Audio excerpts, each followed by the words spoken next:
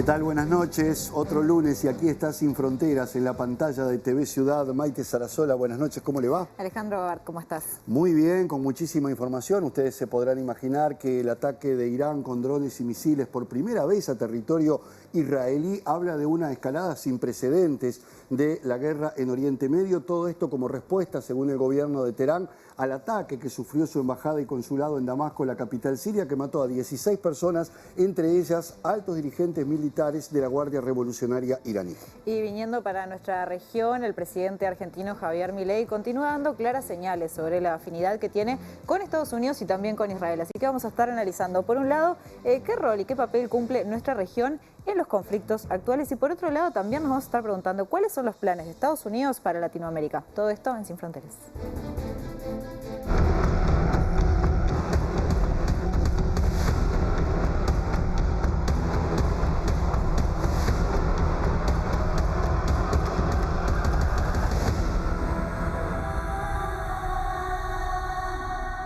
Y comenzamos Sin Fronteras de la mano de Álvaro Padrón, analista internacional. Álvaro, buenas noches. ¿Qué tal? ¿Cómo les va?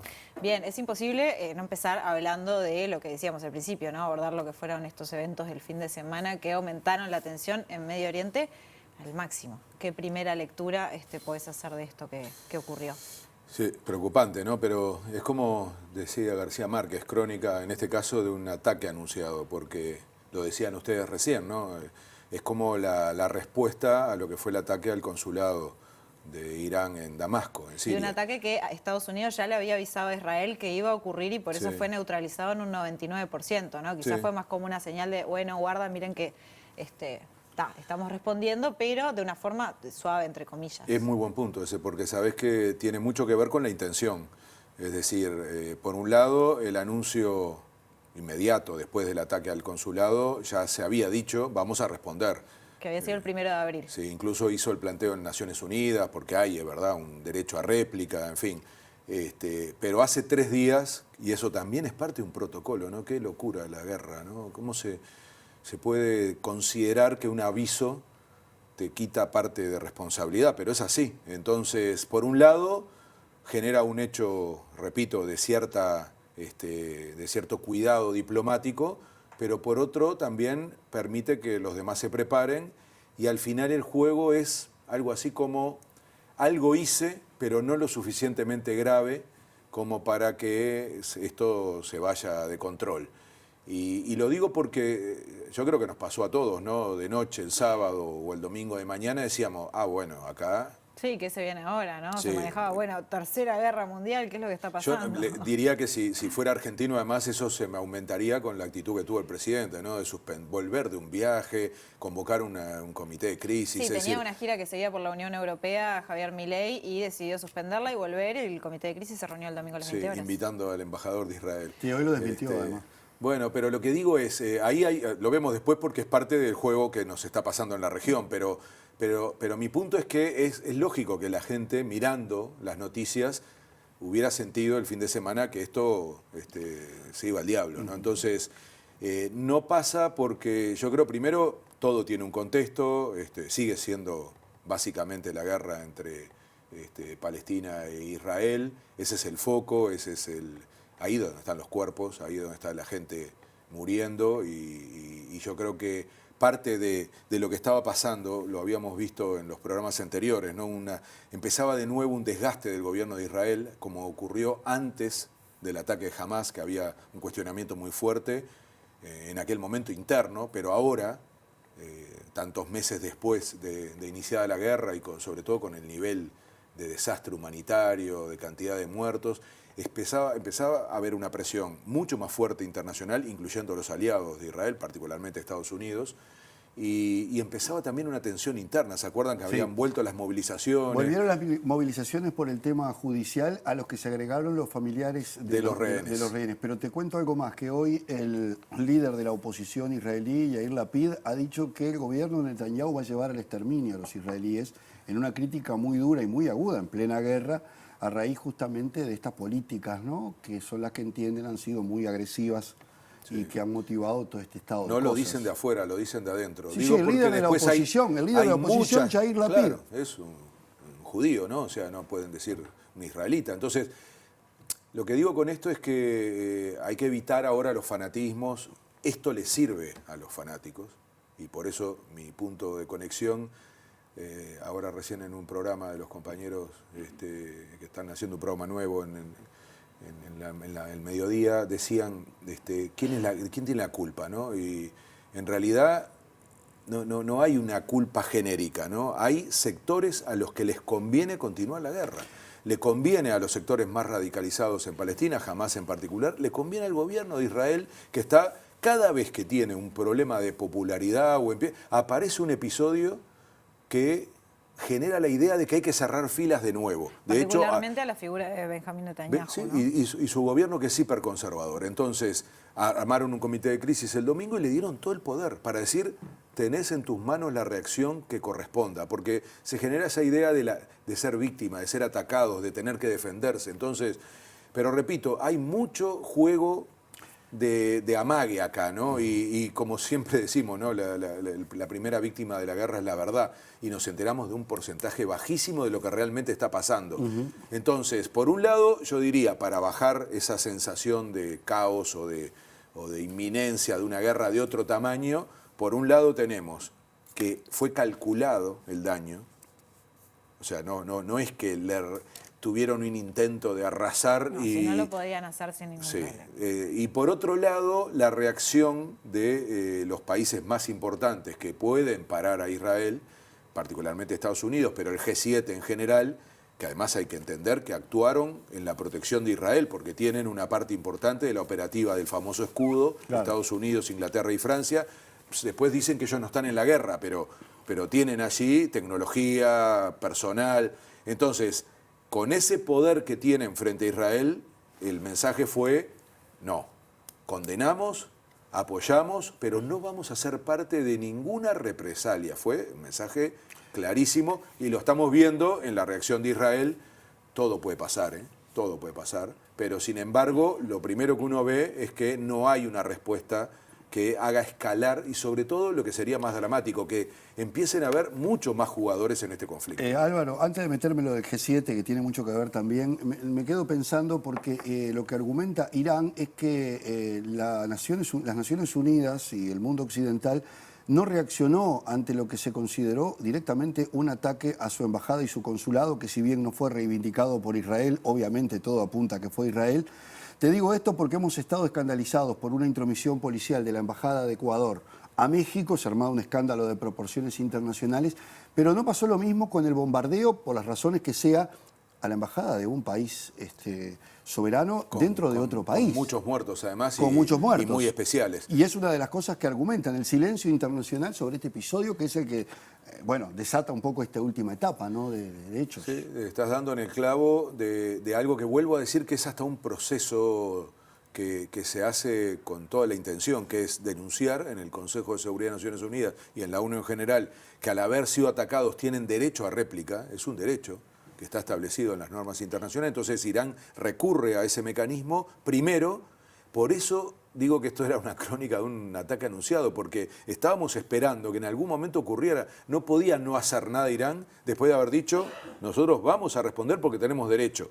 Y inmediatamente en la reunión de ayer del Consejo lo que se dice es, nosotros no tenemos que ser los juzgados, y por eso no va a haber votos para una condena.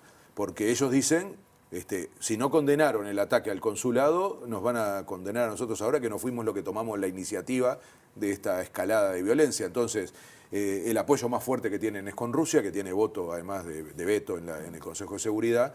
Entonces, es otra demostración lamentable del momento que estamos teniendo en la gobernanza global, ¿no? Que queda siempre en una especie de pantano, sí, en una lógica en la que no logra dirimir un conflicto. Pero yo tampoco creo que valgan excusas para la violencia, ¿no? Creo que en esto, salvo los que ganan, que repito son los sectores más radicales, a los que le conviene que siga la guerra por razones internas, a los que le conviene que siga la guerra porque hacen negocio, como el complejo militar internacional. Es decir, ese sistema alimenta la guerra, porque le conviene políticamente o porque le conviene económicamente. Entonces, cuidado con esto de no creer que a todos estamos en contra de una guerra. Esos intereses serán de poca gente, pero muy poderosa, Y en este caso, en la clave, sobre todo del enfrentamiento en la Franja de Gaza, funciona que ganan con este tipo de momentos en donde aumenta la tensión los sectores más radicales y vuelve para atrás el diálogo. Eso es lo que tenemos que entender. Se retrasa la solución y vuelve a tener más peso los que proponen aumentar la violencia. Entonces, eso no es un problema absoluto para decir Israel es así o Palestina es así. Son los sectores dentro de estas dos sociedades que por razones diversas quieren seguir teniendo el escenario del conflicto porque se consolidan, se alimentan, se fortalecen en sus posiciones políticas a partir de ese escenario. Sí, y una cosa que ha quedado un poquito opacada con todo esto en los últimos días es que también hay un enfrentamiento bastante duro entre los colonos israelíes y la población en Cisjordania a partir de la muerte de un joven israelí que ha quedado un poquito soterrado. Pero vayamos al G7, Álvaro, porque se reunió de urgencia como para analizar este tema, lo cual da la pauta de que es una cuestión estrictamente geopolítica, o mejor dicho, estrictamente no, pero que va hacia lo geopolítico. Y bueno, precisamente esta instancia estaba planteada de abordar este tema por parte del G7, que no es la totalidad del poder mundial. ¿Es el camino ese? ¿Hay otras medidas, otras formas de llegar a consensos para...? Y debería porque ahí lo que se reunió fue una gran parte de Occidente. El G7 es como el poder que está perdiendo poder. Es el núcleo de poderosos que durante mucho tiempo tuvieron una hegemonía fuertísima en el mundo y la han ido perdiendo en relación a los países emergentes que ya no son tan emergentes, ¿no? Que básicamente están ordenados en el BRICS. Observen, G7, Estados Unidos, Alemania, Canadá, Italia, Francia, Gran Bretaña y Japón. Y por el otro lado, Brasil, Rusia, India, China, Sudáfrica. No hay alineamientos absolutos en esto. Estas estructuras tuvieron, en principio, más que ver con cuestiones económicas. En lo militar después es más difícil ubicarlas y más en una guerra. Pero en geopolítica no tengo dudas que sí. Porque este sí que es el telón de fondo, ¿no? Cómo se está disputando la hegemonía en el mundo y está migrando de Occidente a Oriente. Entonces, que se reúna solo el G7 para discutir esto es insuficiente. Es muy importante porque le dan señales a Israel, que son los principales aliados, y que tu amigo te diga, para un poco, influye. Y esto es lo que está pasando básicamente con Estados Unidos. Pero faltan las otras voces y falta sobre todo la ONU.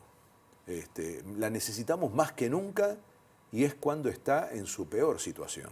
Razón por la cual el secretario general insiste en convocar esta cumbre en septiembre, la cumbre del futuro, con los dos temas en donde hace más agua la ONU, ¿no? Por un lado, el control a los conflictos armados, a las guerras. No hay forma ya, no paró la de Rusia y Ucrania, parece que la vaya a parar, ni está logrando no solo parar esta, sino que se amplifica y queda bloqueado. Tampoco puede parar otra guerra, que es la de la desigualdad, ¿no? Y por eso el otro tema, además de la reforma del Consejo de Seguridad, es el de reformar los organismos financieros internacionales. Entonces, qué paradoja, ¿no? Cuando más precisamos una ONU fuerte que logre marcar la pauta y obligar a los estados a cumplir normas civilizatorias, tenemos a la ONU con menos dientes, con menos capacidad, con menos fuerza, no voy a decir más intrascendente, pero sí con menos capacidad de solución. Entonces, yo te diría, Jano, que mientras proliferen esos grupos que tienen poder, pero que no acepten que hay una mesa en donde estamos todos, que es las Naciones Unidas, que además fue creada para que no hubiera más guerras. Cuando se crea es al final de la Segunda Guerra Mundial y con un título que fue fantástico. Decía, nosotros los pueblos. Siempre me pregunté, qué arrogancia, ¿no? Esto de hablar en nombre de los pueblos, por más líderes que fueran. Pero nosotros los pueblos y el concepto era evitar nuevas guerras, porque estaban terminando la Segunda Guerra Mundial. Ameritaría un programa entero capaz. Y lo vamos a hacer, porque yo creo que cuando se acerque la cumbre futuro hay que hablar mucho de eso, porque además Uruguay es un país que lo integra. Es interesante repasar su historia también. Sí. Y cuáles son sus mecanismos. Pero volviendo un poco a lo que estábamos conversando antes, Álvaro, y ya poniendo la mirada en la región, mencionamos ahí por arriba la cuestión del presidente de Argentina, Javier Milei, estaba en un viaje en Estados Unidos, dijo con la hermana, dijo, me vuelvo a Argentina, tenía una gira por la Unión Europea, iba a Dinamarca todo. A probar los F-14, Sí, F-16 que compró. Declinó todo, volvió a Argentina, comité de crisis, se reunió el domingo a las 20 horas, si no me equivoco, ¿no?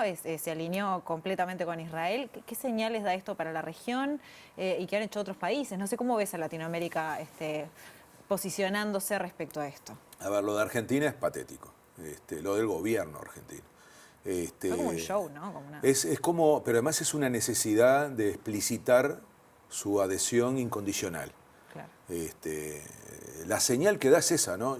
No tengan duda que yo hago lo que sea necesario para mostrar que estoy de este lado y no puedo decir entonces que la región tenga una posición, porque fíjense que el jugador pesado que estaba realmente influyendo en los dos conflictos, en las dos guerras, ¿no?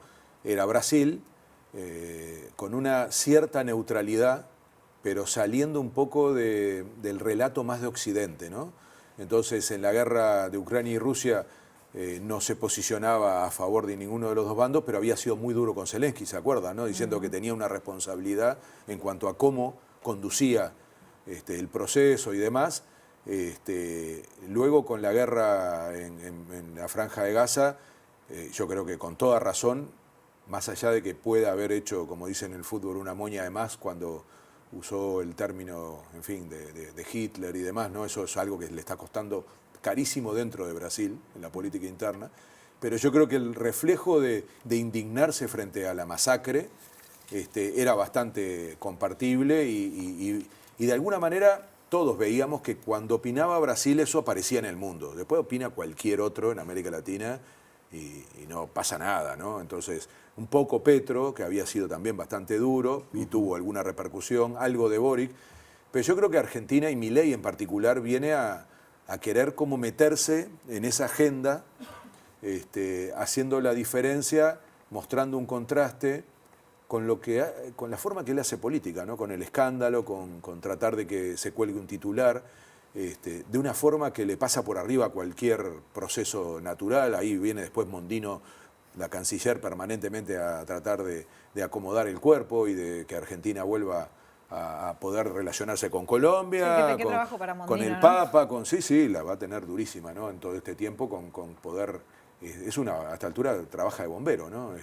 Pero en este caso yo creo que hay una coherencia muy fuerte de Milei, que es, él se declara un hombre de Occidente, ¿no? En contra de justamente la nueva etapa geopolítica.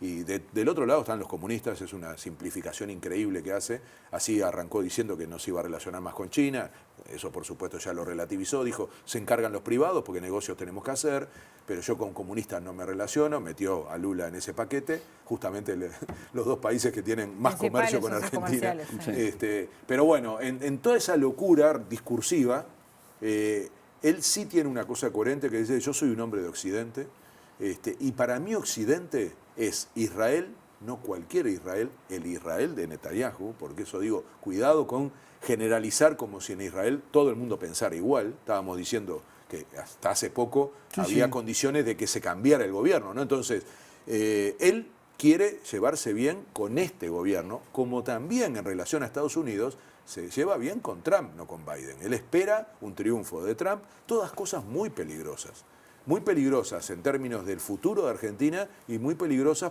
por la consecuencia que puede tener en la región. Entonces, hoy me imagino muy difícil un posicionamiento común de la región con ese primer posicionamiento de un presidente que además es absolutamente destemplado, porque yo lo decía hace un rato, ¿no? Yo si fuera argentino, realmente, viendo a mi presidente actuar de esa manera, diría, lo que está pasando va a terminar una guerra mundial. Y con los antecedentes que existen en Argentina con el tema, ¿no? Sí, pero te das cuenta que un líder lo que tiene que hacer es transmitir seriedad, tranquilidad, una mirada más profunda. Esa gestualidad en un fin de semana, lo primero que hace es salir al supermercado a comprar, pues se viene la guerra nuclear. Entonces, ese clima estuvo. Lo conversábamos ayer con Maite en la letra chica, de que hubo un montón de gente que dijo, bueno, acá sí se pudrió todo. No es así, no estoy diciendo que no sea grave, pero yo creo que lo que menos hay que hacer es lo que hizo Milei, por la forma que lo hizo y el momento, pero lo más preocupante es su hilo conductor, ¿no? Y eso va a ser un tema delicado en la región, vamos a ver, se nos acerca la cumbre Mercosur, se nos acercan instancias continentales y regionales y bueno, esperemos que Mondino tenga más fuerza de la que creo que tiene. Brevemente, Álvaro, porque se nos fue el tiempo, ¿qué tiene para decir la política exterior del Uruguay en todo esto? O Poco. Lo que ha hecho hasta el momento, ¿no? Bueno, hecho nada. Para decir poco, quizás simbólico. Cuando digo nada es porque Uruguay no es tan intrascendente. Decir poco no es decir que no se puede hacer nada. El problema es cómo te parás. Yo tengo mucha preocupación porque la política exterior de Uruguay entró en la lógica de la campaña electoral. Entonces, si ustedes observan, cada vez que viene un tema internacional a la agenda hoy en Uruguay, pasa por el filtro de qué me conviene decir en clave electoral para la tribuna. Entonces, se usan como chicanas políticas, lo de Venezuela obviamente, o sea, no puedo creer que alguien diga seriamente la forma en que se maneja ese tema en Uruguay es para ayudar a las y los venezolanos, no, es para pasar una factura interna y ver si saca algún voto más, que además creo que no ocurre, sinceramente creo que no ocurre, pero ahí andamos haciendo una especie de ping-pong en donde lo que menos hacemos es ayudar al país que necesita más que manija y polarización, que es lo que terminamos reproduciendo, pero a escala doméstica, una contribución real. Entonces, en este caso es lo mismo, ¿no? Puedo comprender a la comunidad israelita en Uruguay o a la comunidad palestina que estén en una posición en donde les cueste más una mirada neutral, aunque creo que sería la mejor solución para sus sociedades, para sus comunidades, pero de la política uruguaya y de los que no tenemos ese vínculo, yo esperaría realmente una actitud de contribución, de decir, ¿dónde Uruguay tiene algo para decir?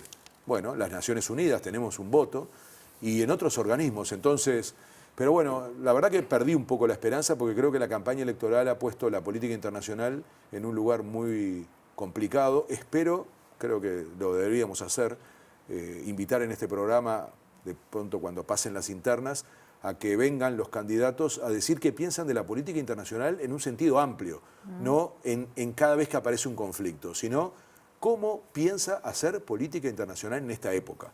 Y creo que eso nos va a permitir discutir desde otro lugar que no sea esto de chicanas políticas, sacar ventaja y ayudar muy poco a los que lo necesitan ahora, porque no somos nosotros los que estamos sufriendo. Consecuencias hay, ¿eh? Barril de petróleo a 90 hoy, no tengo duda que esta semana va a 100, y eso es parte de lo que va a generar también presiones para que se resuelva el conflicto, ojalá, porque es lo que espero, es imposible saberlo, pero creo que en estos días ojalá se bajen las tensiones y finalmente aparezca un camino de diálogo. Álvaro Padrón, muchísimas gracias. Quédense porque en el próximo bloque de Sin Fronteras vamos a hablar con el ex subsecretario de Defensa de Argentina, Joaquín Labarta, sobre lo que está haciendo Javier Milei y también sobre cuáles son los intereses de Estados Unidos en la región. Ya venimos.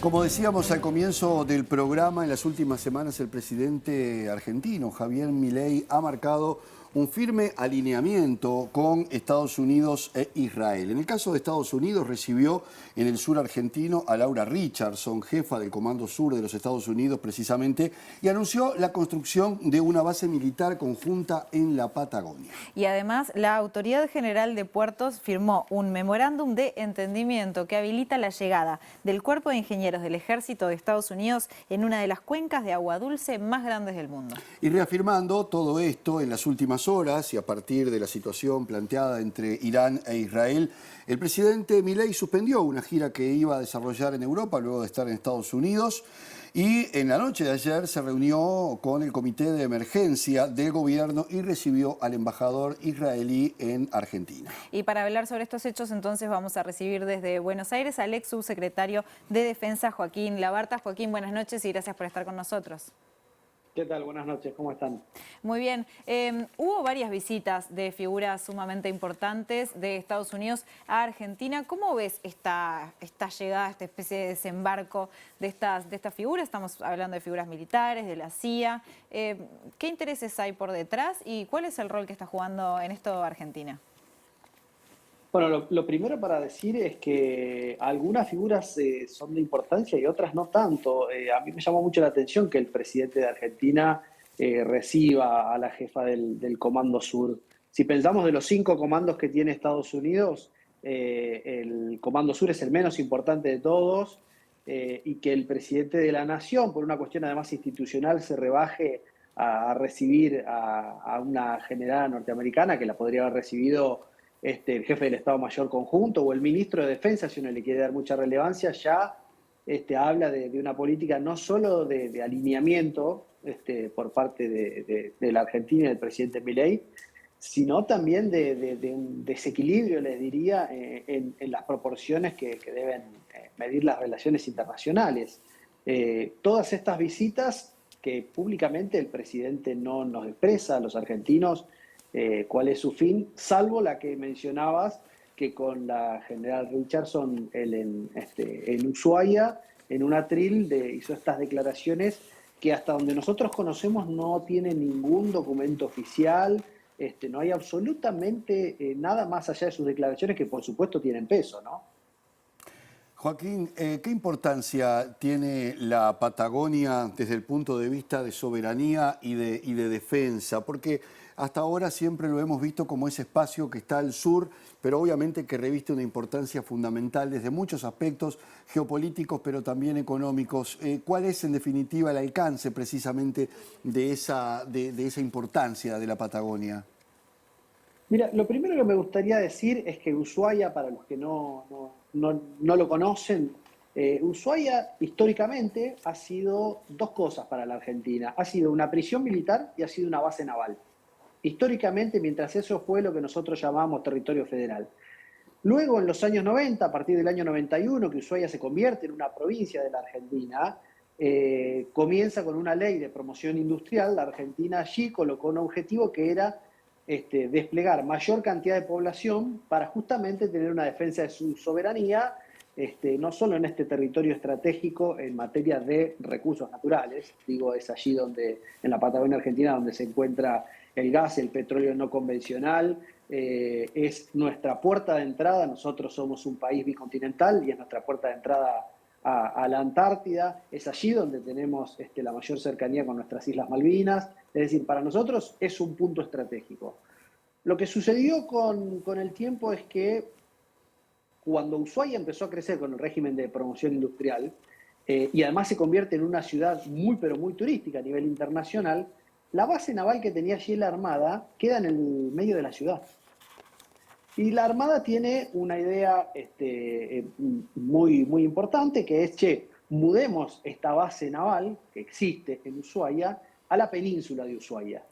En ese momento, en el año 95, el entonces presidente Menem lo que hace es una de las dos primeras partes de este proyecto, que es construye el aeropuerto de Ushuaia, un aeropuerto internacional grande, con una pista grande de largo alcance, y empieza a generarle mayor potencialidad argentina allí en Ushuaia y en la provincia de Tierra del Fuego.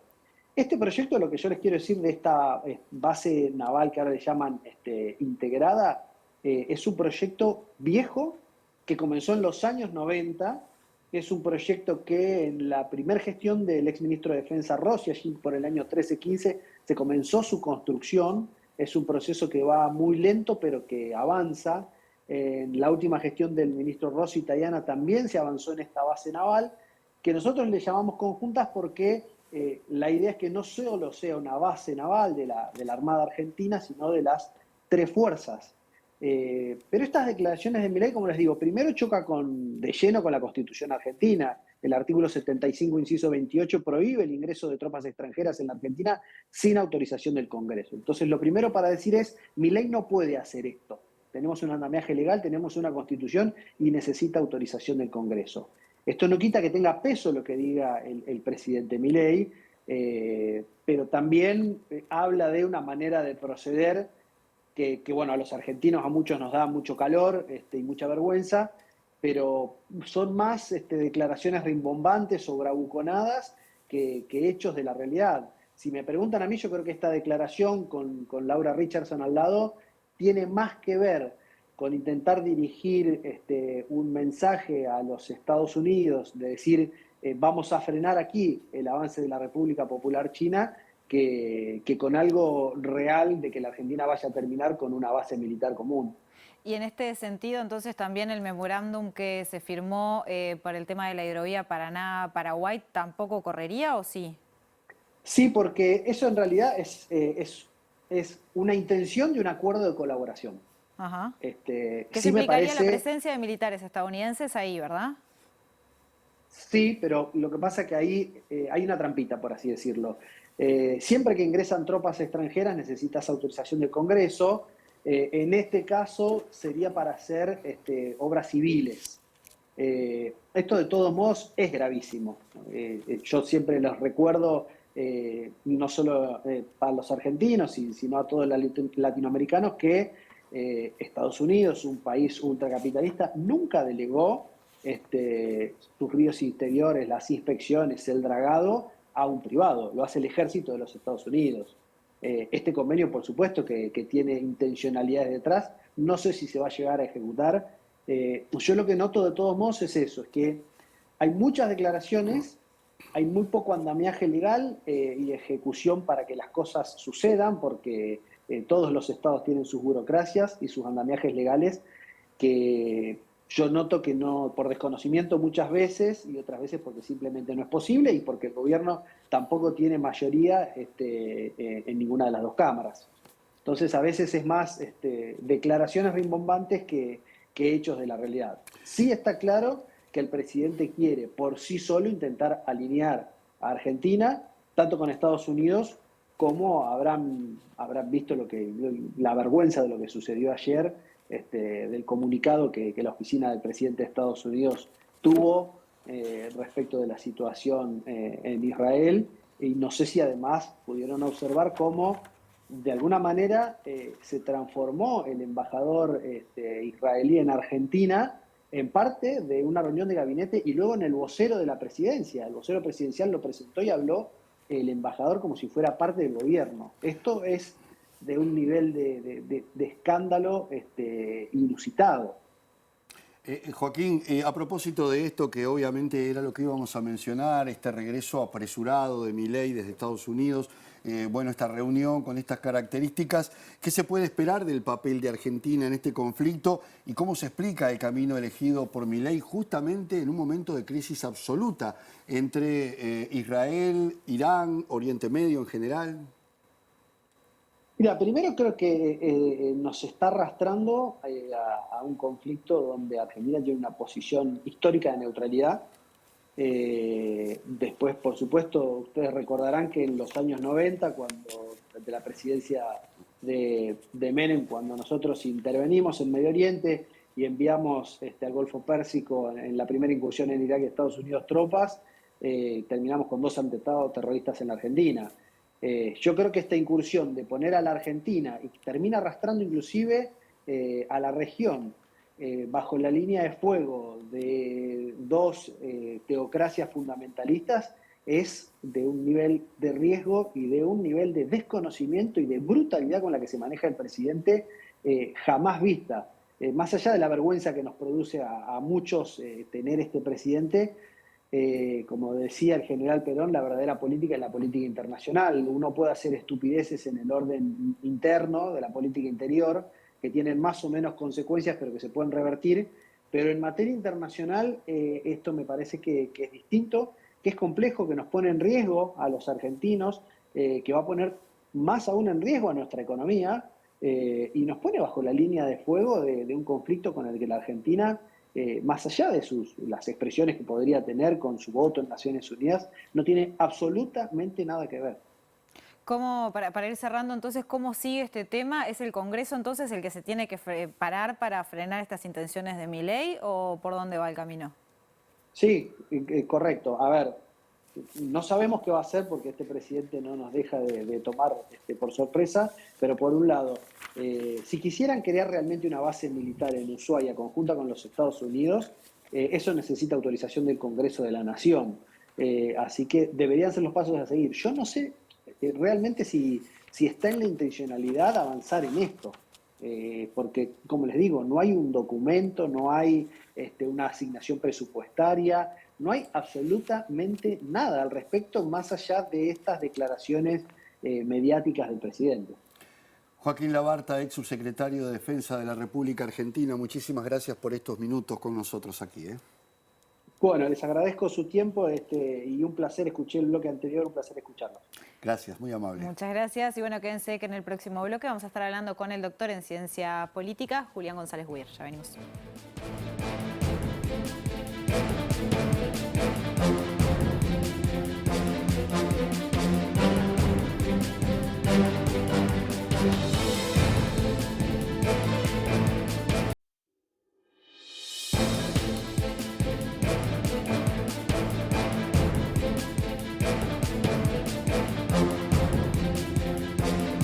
Tercer y último bloque de Sin Fronteras. Hace poco más de un año el Parlamento uruguayo autorizó la llegada a Montevideo del Stone, el buque más moderno de la Guardia Costera de Estados Unidos. La justificación oficial, al menos de esta visita, fue llevar a cabo ejercicios de entrenamiento en operaciones de búsqueda y rescate en el mar, pero bueno, vamos a estarnos preguntando sobre qué otros objetivos puede haber tenido esta visita y esto lo vamos a hacer de la mano de Julián González Weir, doctor en Ciencia Política por la Universidad de la República, también docente y especialista en asuntos militares. Bienvenido, gracias por estar. Bueno, muchas gracias por la invitación.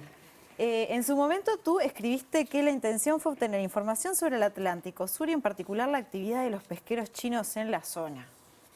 Bueno, sí, claro. A ver, esto hay que ubicarlo en su contexto, Bien. digamos, ¿no? Y tiene mucho que ver con lo que venían hablando con el entrevistado anterior, que escuché la entrevista. Es casi una frase hecha, un lugar común decir que somos el patio trasero de Estados Unidos. Ahora, y muchas veces eso queda como parte del sentido común, pero no se piensa realmente qué quiere decir eso. ¿Qué significa? ¿Qué significa eso con más profundidad, ¿verdad? Entonces, bueno, se podría ir a lo que decía Metol Ferré, para referirse a que una vez que las 13 colonias conquistaron el oeste y después le quitaron la mitad del territorio a México y Estados Unidos se transformó en una gran potencia, los cowboys se transformaron en marines y particularmente le prestaron mucha atención esos marines, digamos, como instrumento de la política exterior norteamericana, fundamentalmente a América Central. Fue la época de la política de gran garrote, del intervencionismo norteamericano en América Central, en fin, la cuestión del Canal de Panamá, en fin, todas esas cosas. Luego vino la Segunda Guerra Mundial, particularmente. Allí Estados Unidos alineó a la región a su política, ¿no? Se firmó pues se llamaron los acuerdos de Estado Mayor, que casi dan lugar a una base militar acá en Uruguay, que se frenó por una interpelación en el Senado de Eduardo Víctor Aedo, promovida por Herrera, y por la presión argentina también, ¿verdad? Y durante la Guerra Fría después, bueno, Estados Unidos nos prestó mucha atención porque tenía miedo de que la Unión Soviética pudiera crecer en influencia aquí, sobre todo una vez que se produjo la Revolución Cubana, ¿verdad? Entonces, durante la Guerra Fría pasó lo que pasó, todos lo sabemos, las dictaduras, qué sé yo, promovidas por Estados Unidos, y una vez que termina la Guerra Fría y desaparece el peligro comunista porque la Unión Soviética implosiona, Estados Unidos se dedica a otra cosa. Como una especie de abandono a la región, ¿no? Estados Unidos abandona la región. Y esto, digamos, tiene mucho que ver con lo que se llamó la ola rosa de gobiernos progresistas, que obviamente fueron resultado de la crisis de las políticas del consenso de Washington, de libre mercado, privatización, liberalismo económico, etcétera, etcétera, que produjo enormes crisis en toda la región que terminaron en los gobiernos progresistas que predominaron en América Latina. Y Estados Unidos los toleró perfectamente. fue muy sorpresivo. Hace poco el embajador norteamericano en Colombia, ante lo que sería la Cámara de Industrias de Colombia, que obviamente es mucho más poderosa que la Cámara de Industrias uruguaya, dijo abiertamente que hace 40 años Estados Unidos no hubiera permitido un gobierno como el de Petro, ¿verdad? Entonces, ¿qué ocurre hoy en día? Hoy en día ocurre que China ha crecido muchísimo, de alguna manera se ha convertido en una potencia que cuestiona la hegemonía absoluta que tuvo Estados Unidos a la salida de la Segunda Guerra Mundial. Rusia, que ha recuperado poder, ¿no? Y entonces esos elementos hacen que Estados Unidos, que a su vez ha perdido poder relativo, ¿no?, en el mundo, vuelva a mirar a su patio trasero, que es en realidad su último reducto, es de donde si puede no se va a ir nunca, ¿verdad?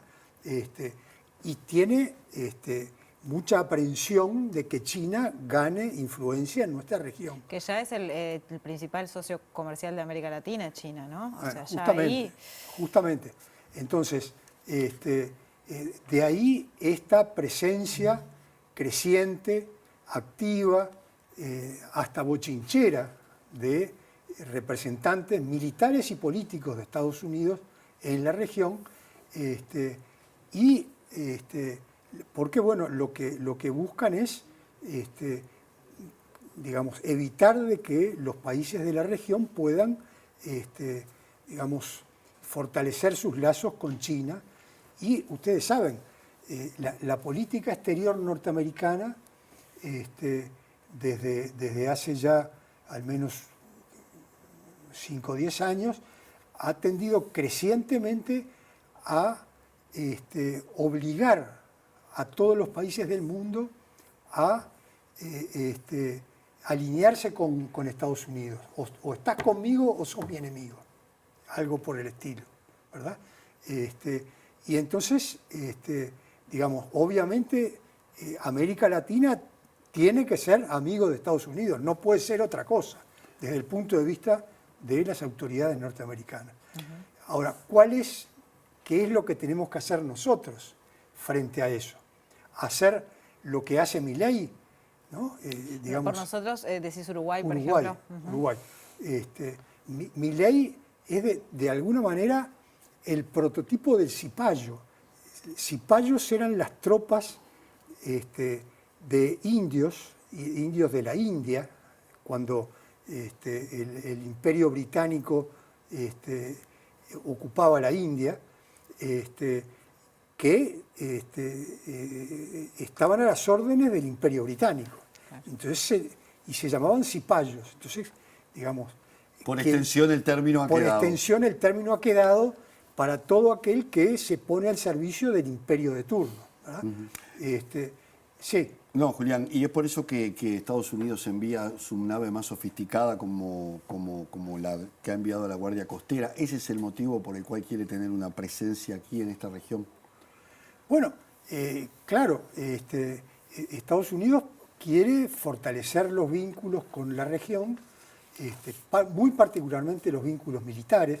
Dentro de poco vamos a ver pasar por aquí, por nuestras costas, a un portaaviones nuclear, que además un portaaviones no se moviliza solo, viene con una escolta de una serie, una flota, sí, claro, 4 o 5 barcos. De 4 o 5 barcos que vienen al servicio de él, y por aquí va a pasar, y va a dar la vuelta. Eso es interesante porque cuando escuchaba al ex subsecretario de Defensa argentino, ustedes le preguntaban por la importancia de la Patagonia, creo que a él se le pasó mencionar la importancia del Estrecho de Magallanes. El Estrecho de Magallanes, claro. Tiene una importancia geopolítica central, y Ushuaia es la llave del canal de Magallanes, y el portaaviones va a pasar por el canal de Magallanes, que es la alternativa si llega a pasar algo en el canal de Panamá. Claro. Para Estados Unidos el canal de Panamá es central porque le permite unir las dos costas, la costa del Pacífico y la costa del Atlántico, porque ir por tierra es muy largo, muy lento, muy caro. Que fue el gran objetivo cuando se construyó, porque era muy caro y muy largo venir acá abajo, y además el riesgo que implica el estrecho de Magallanes desde el punto de vista de un mar absolutamente es un mar hostil. muy complicado, pero bueno, de cualquier manera, para la OTAN, ¿no? El Atlántico Sur ha ido creciendo en importancia, y bueno, y están las bases británicas, entre ellas las Malvinas, pero también otras bases en el medio del Atlántico que de alguna manera le sirven para conectarse con Isla Ascensión, por ejemplo. Ascensión, y luego, digamos,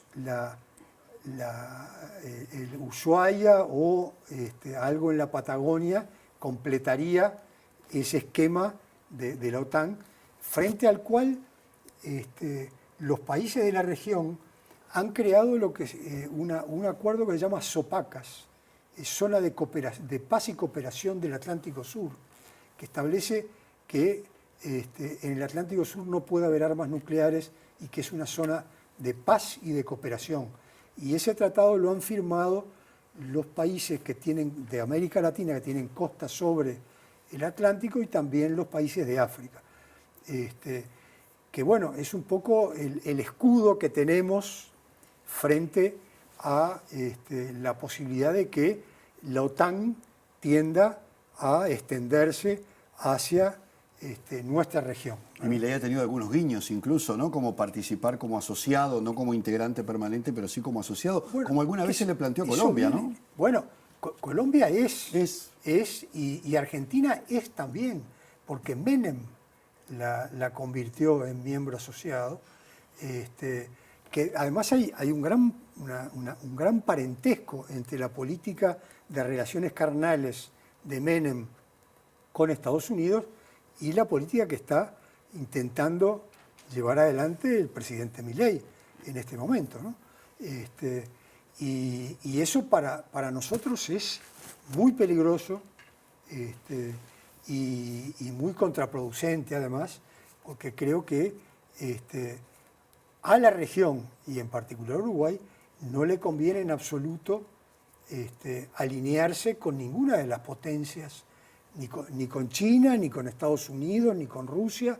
Tenemos que tratar de mantenernos lo más independientes, lo más autónomos posibles en este mundo que es tan tremendamente complicado como estamos viendo, Ucrania, Medio Oriente, en fin, donde nosotros no tenemos nada que ganar allí en esos conflictos y nada que ganar alineándonos con ninguna de las potencias que están involucradas en estos conflictos, ¿no? ¿Y qué lectura haces de lo que viene siendo el posicionamiento hasta ahora de Uruguay, la política exterior de Uruguay respecto a estos temas? Uruguay, este gobierno, de una manera mucho más civilizada, se quiere, ¿no? Más que Milei, ¿no?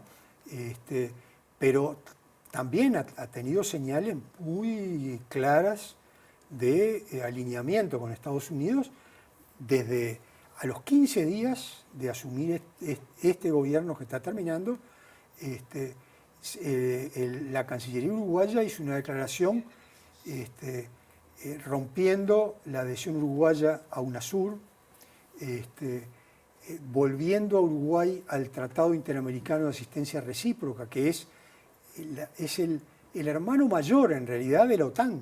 Es decir, el Tratado Interamericano de Asistencia Recíproca es el antecedente de la OTAN. Se firmó en el 47 en una conferencia de cancilleres de las Américas en Río de Janeiro. Lo empezamos a conocer con la Guerra de las Malvinas.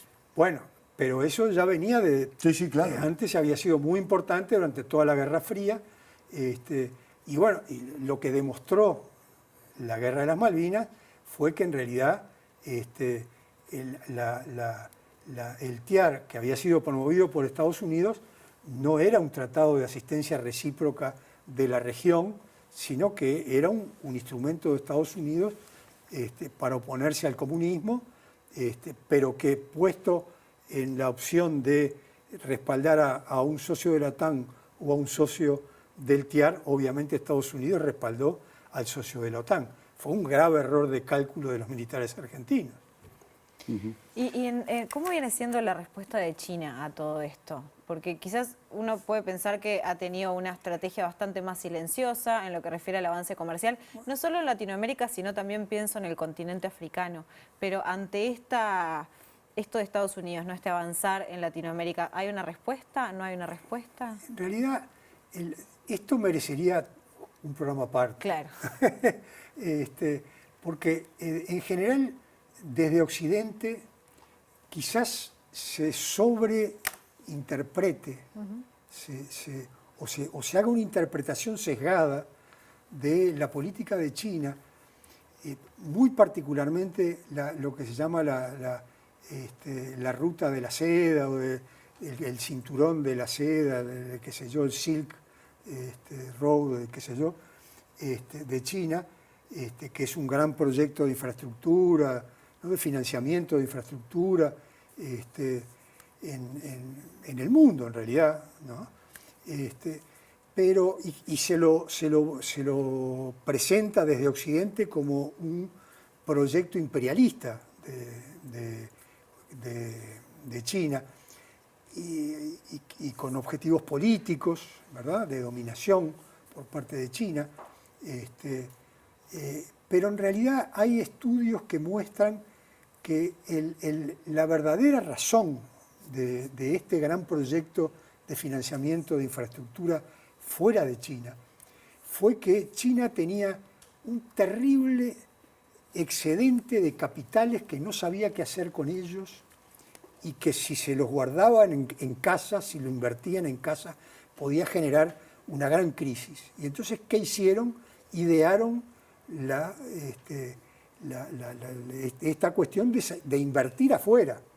En realidad es un mecanismo típico de cualquier país capitalista que llega a cierto nivel de desarrollo, ¿verdad? Es lo que han hecho todos los países capitalistas. Y obviamente nosotros tenemos que mirar la política china de inversión en la región y en nuestro país en particular. Tenemos que mirar con mucha cautela, analizar las cosas muy seriamente y no abrazar cualquier idea con la que vengan los chinos.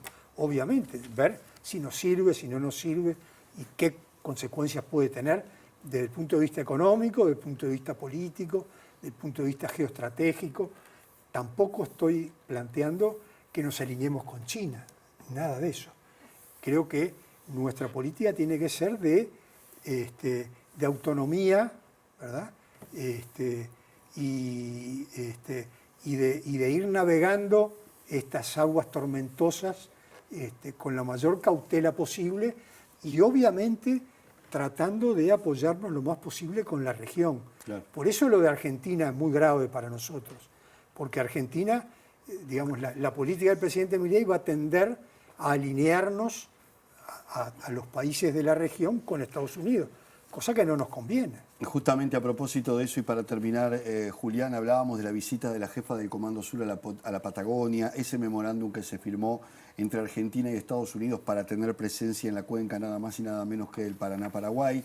Y esto sumado a los vínculos que ha estrechado Milei, ¿qué impacto va a tener en la región y en nuestro país en particular, dada la cercanía? Y bueno, eso va a depender, porque ya este gobierno está terminando, ya está terminado, de hecho. Es decir, va a depender de qué haga el próximo gobierno. Pero es imposible pensar que no vaya a tener ningún impacto. Tiene impacto.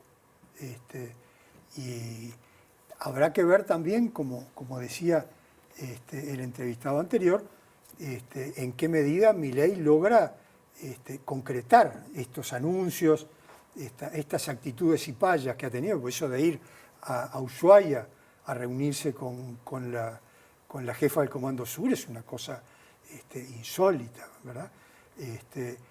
Pero porque la jefa del Comando Sur estuvo aquí y por suerte no fue más allá del ministro de Defensa. Y porque, como yo escribí también, citando a una autora norteamericana, los jefes de los comandos estratégicos de Estados Unidos, el Comando Sur, el Comando Central del Pacífico, es decir, los comandos en los que Estados Unidos divide el mundo, ¿no? y que les asigna teatros de operaciones. Somos teatro de operaciones del Comando Sur. ¿Qué es un teatro de operaciones? Es el lugar donde hace la guerra, el Comando Sur, donde opera el Comando Sur, ¿verdad? Es decir, el ejército y las Fuerzas Armadas norteamericanas. Eso es un contrasentido, porque somos países soberanos y hay alguien que se asigna la potestad de designarnos como un